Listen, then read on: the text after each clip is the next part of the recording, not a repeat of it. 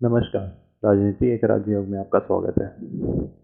हाल ही में आपने देखा होगा कि किस तरह तेज़ी से गतिविधियां केंद्र सरकार में या फिर आप कह सकते हैं कि राष्ट्रीय मुद्दों पे बहुत तेज़ी से बदल रही हैं। जिस तरह के प्रशांत किशोर का शरद पवार से लगातार 2 दिन से मिलना और फिर कल इस तरह की खबर आना कि यशवंत सिन्हा के एक प्लेटफॉर्म यानी एक मंच जो राष्ट्र मंच के नाम से फेमस है, वहाँ पे सारे बड़े नेताओं का जो बड़ी पार्टी है ऑपोजिशन की, उनका एक साथ आके मिलना और फिर दिल्ली में सोनिया गांधी का ये कहना कि वो अपनी कमेटी की मीटिंग करने जा रही हैं। जिस तरह सब हालात बड़े तेज़ी से बदल रहे हैं, इसका ये साफ हो रहा है कि कहीं ना कुछ बड़ा होने वाला है, क्योंकि 2024 बहुत सारे न्यूज़ चैनल और बहुत सारे लोग कह रहे हैं कि 2024 को देखते हुए तीसरा फ्रंट बनाने की कोशिश है या फिर चौथा फ्रंट ऐसे करके। लेकिन ये सब सारी हमको बातें मुझे अपने तरीके से बेबुनियाद लग रही हैं। मुझे लग रहा है जो होगा ये अभी होगा, क्योंकि मानसून सत्र अभी चालू होने वाला है। इसी को देखते हुए ये इतनी बड़ी गतिविधियां चल रही हैं। और हाल ही में जिस तरह का रिपोर्ट आया है कि अक्टूबर तक तीसरा वेव आ सकता है, इसलिए मानसून सत्र और अक्टूबर के वेव आने से पहले ही कुछ बड़ा होने की आशंका है। यशवंत सिन्हा जिनके मंच पे, राष्ट्रीय मंच पे ये सारे बैठक होने वाली है। यशवंत सिन्हा एक बहुत बड़े भाजपाई थे।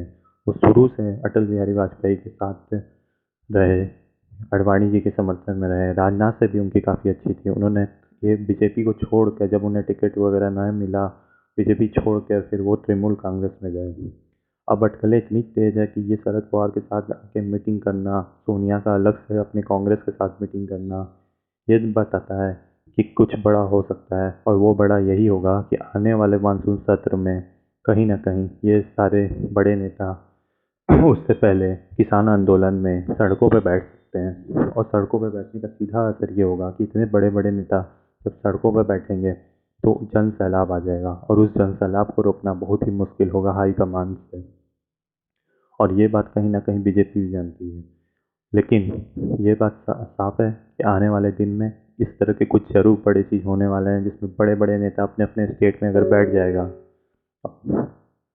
उनके बैठने से जब जन सैलाब इकट्ठा होगा, उनको रोकना एज अ बहुत मुश्किल होगा। और उसी बीच मानसून सत्र में वो अपने भाजपा के बड़े बड़े नेताओं के, सांसदों के, बड़े बड़े सांसदों के घर के बाहर जमावड़ा लगा करके दबाव डालेंगे। और उसके दबाव का असर ये हो सकता है कि अगर 80 से लेके 100 सांसद भी अगर बीजेपी के एक साथ इस्तीफा दे देंगे तो सरकार गिर जाएगी। और तो ये सब चीज़ इसलिए मैं कह रहा हूँ कि अभी हो सकता है, क्योंकि अक्टूबर में जिस तरह आपको दिख रहा है कि कोविड की वेव आएगी तीसरी, उससे पहले ही ये करना होगा।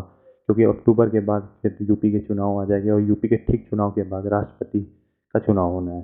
अब राष्ट्रपति से मैंने यहाँ राष्ट्रपति का नाम क्यों लिया, ये बड़ा मुद्दा है। क्योंकि राष्ट्रपति शासन भी लग सकता है। अगर जब ऐसा हो जाएगा कि 80 से 100 लोग अगर इस्तीफा दे दें तो मोदी जी डायरेक्ट राष्ट्रपति शासन लागू कर सकते हैं, जो कि एक अपने आप में ये तो है ही। लेकिन इसके अलावा भी एक और बड़ा मुद्दा है राष्ट्रपति के पद का, क्योंकि 2022 के मई में चुनाव होने वाला है राष्ट्रपति पद के लिए।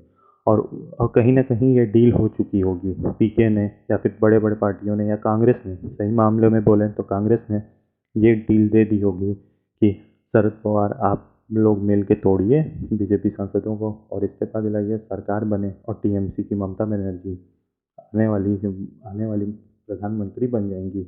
और राष्ट्रपति पद पे 2022 के चुनाव के लिए शरद पवार घोषित हो जाएंगे, और वही उप मुख्यमंत्री पद के लिए यशवंत सिन्हा हो जाएंगे, क्योंकि यशवंत सिन्हा इसमें बहुत बड़ा रोल प्ले कर रहे हैं। और जिस तरह योगी के साथ हाल ही में कुछ दिनों से उनकी पावर कम करने की कोशिश, उनको हटाने की कोशिश है, इन तरह की चीज़ें जो घटी हैं, उससे कहीं ना कहीं योगी भी आश्वस्त हैं कि उनके साथ कुछ भी हो सकता है चुनाव जीतने के बाद भी उत्तर प्रदेश में। तो कहीं ना कहीं बीजेपी में ही अंदर खाने बहुत बड़ी सी खूट होगी। और जो किसान आंदोलन चल रहा है, वो किसान आंदोलन अब शायद जाके उनको जीत मिलेगी, क्योंकि जैसे ही ये सरकार आएगी उस कानून को रद्द करेगी, अगर टीएमसी की ममता बनर्जी पीएम बनती हैं और शरद पवार जी अगर आने वाले 2022 में राष्ट्रपति बन जाते हैं। तब तक के लिए धन्यवाद। जय हिंद, जय भारत।